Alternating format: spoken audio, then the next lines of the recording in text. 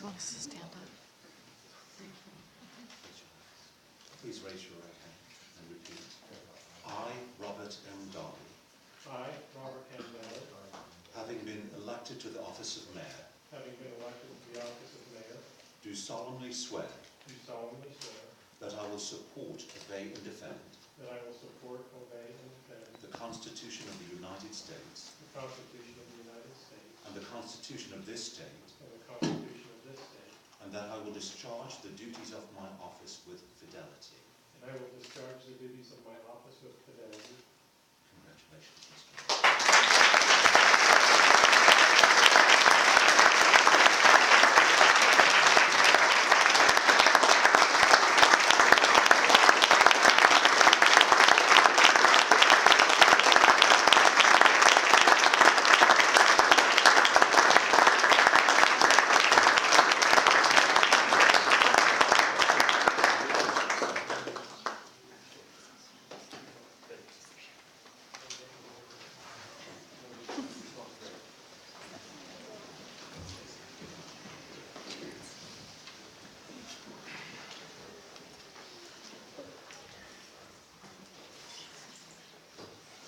Oh, thanks everybody for coming. I'm very nervous. I do want to make a few comments. I'll try to keep it short. I know we've got refreshments waiting. And I may have to refer to, I'm not as good as Mayor Webb. He just got up and talked for 20 minutes at the fire station the other day without any notes. I'm not sure I'll be able to do that. And it's very difficult to follow Judge Chin with that smooth English accent, and I have like Southern Idaho farm roots, so forgive me. This is the second time in my life that I have raised my hand to take an oath of office. It is a privilege and an honor that I do not take lightly. I think as citizens of this country, anytime that you can pledge your allegiance to the Constitution in your community, it's a real honor to do so. And I want to start by thanking the citizens of Holiday for allowing me this opportunity to serve and entrusting me with this office. It's honestly a privilege to be up here today. Let me thank Judge Chin for taking time out of his busy schedule to administer the oath. It was an honor for me to have you do that, to Unified Fire and Unified Police Honor Guards, to the St. Vincent's Choir in the back, and again to Olivia and Strand for coming over and helping us with the pledge. Olivia and Strand joined me at the low point in the campaign when my wife made me go take a sign out onto the street corner of Holiday Boulevard, and it was snowing. And Olivia and Strand came up with us, and we bobbed those signs up and down in the snow for 10 minutes, and I just about quit at that point. But anyway, we made it through. You know, I really can't believe I'm mayor. I'm still kind of shocked, trying to get over the personal shock. And for a lot of the people in the audience, my family and my very close friends who have a history that goes way back to my youth, the shock on their face is pretty evident too. It's going to take them a minute. And the irony of the moment is not lost on me, believe me. I look out and I see my cousin Tim in the back and my good friend Sean McGarry, who are now gripping their chairs tightly, wondering what's going to come out of my mouth next. We were cohorts in crime back in college. And most of the people that know us back then would sooner believe that Chief Bertrand would be handcuffing us and taking us over in front of Judge Chin's bench for some kind of citation, not swearing me in as a mayor.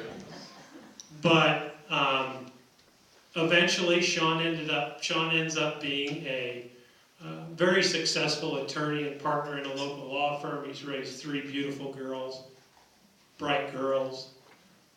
Tim is a grandfather and father and highly respected leader in the community, business leader in the community and church leader. And now here I sit in the mayor's seat, and forgive me, kids that are out there, but hell has frozen over. There's no question. But to the parents, and the bright part of it is that to parents out there that sometimes question their young adult children and their aspirations, there is hope. You know, back in May, I never had any political aspirations, and so I was shocked when a few people had approached me to enter the race for mayor. Jim Palmer was one of them, and then all of a sudden a few people in the community started asking me, and I had never considered it as being a possibility for me, and so it just kind of went away. And then my wife Joni kept bringing it up, saying, you know, you should really consider a run. And so I thought about it a little bit and started thinking about it a little bit more. And a tipping point for me came in May. My youngest had just graduated high school. He was addressing the Cottonwood High School class. And his theme for that speech was not doing things, not moving forward based on feelings of fear and the unknown, and staying stagnant in your position because you're afraid to fail. That was really the theme of his speech. And in that speech, he quoted our 26th president, Teddy Roosevelt.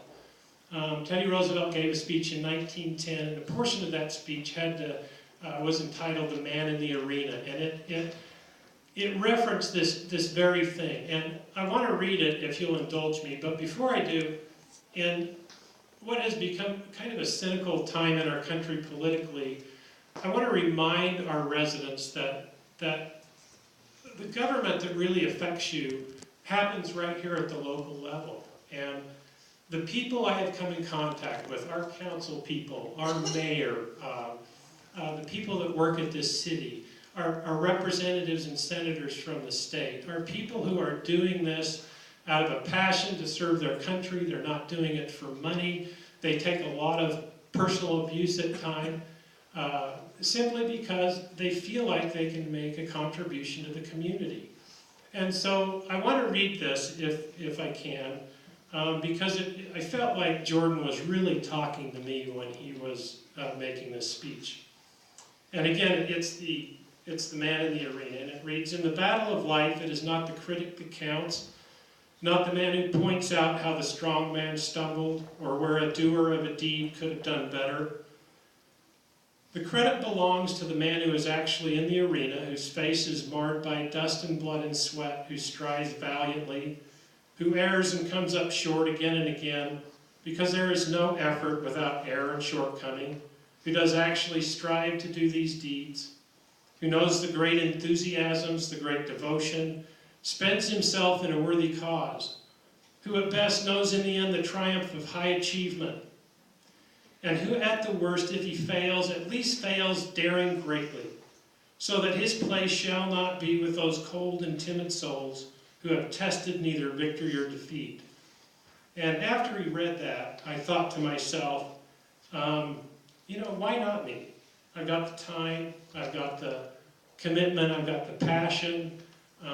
The only reason I wouldn't do it is because I didn't understand what the job was, and I feared that I might fail.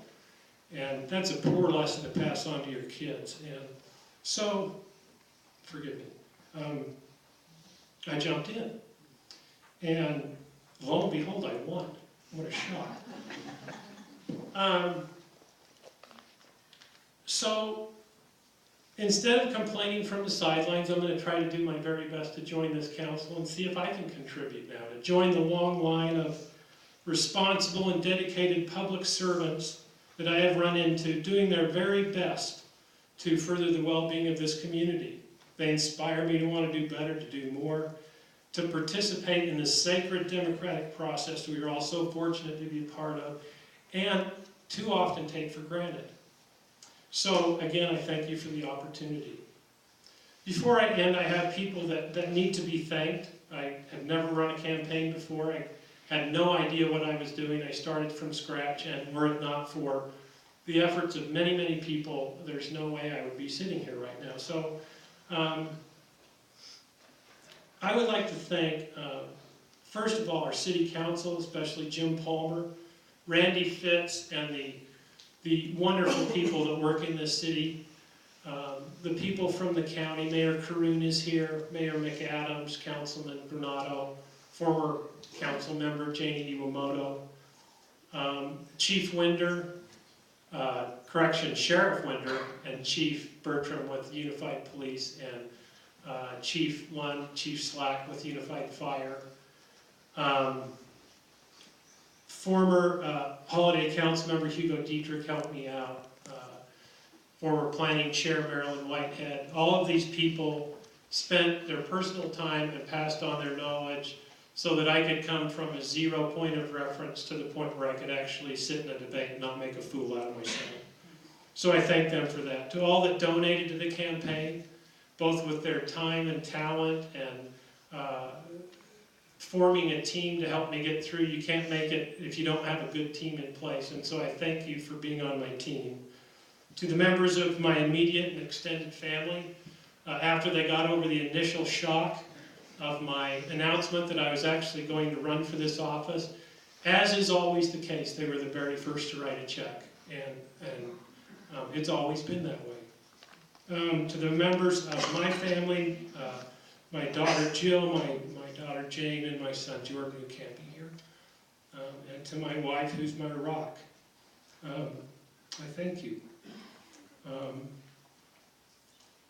For those that saw me campaign, they know Joni was the secret weapon. She was out way more than I was, and she has been my full partner in whatever stupid endeavor I'm taking up at the time.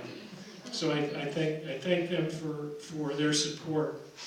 And I promise the citizens of Holiday that they will be proud to have her serving and representing the city alongside me. I promise you that. Finally, Mayor Webb, Marcy, and the Webb family, for your willingness to serve, to sacrifice for this community. Mayor Webb stepped forward when this city needed a steady hand, clear vision, and principled leadership. He was the perfect man for the job. We are just beginning to reap the benefits of his 10 years of committed service to this community. I'm grateful for this opportunity to build on your vision, Mayor Webb. I take the baton with humility and pledge to do my very best with this council to continue your legacy. And I thank you very much.